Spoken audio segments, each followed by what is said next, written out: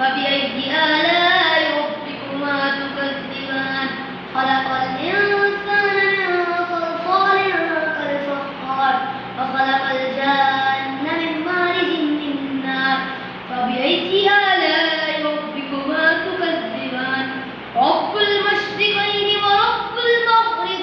المغربين فبأي آلاء ربكما تكذبان مرج البحرين يلتقيان بينهما برزخ لا يبغيان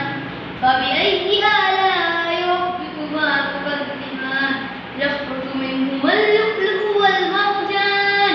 فبأي آلاء ربكما تكذبان وله الجوار المنشآت في البحر كالأعلام فبأي آلاء ربكما تكذبان كل من عليها فان ويبقى وجه ربك ذو الجلال والإكرام فبأي آلاء ربكما تكذبان يسأله من في السماوات والأرض كل يوم هو في شأن فبأي آلاء ربكما تكذبان سنفرغ لكم أيها الثقلان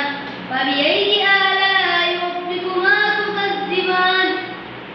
يا معشر الجن والإنس إن استطعتم أن تنفذوا من أقطار السماوات والأرض فانفذوا لا تنفذون إلا بسلطان فبأي آلاء ربكما تكذبان يرسل عليكما شواظ من نار ونحاس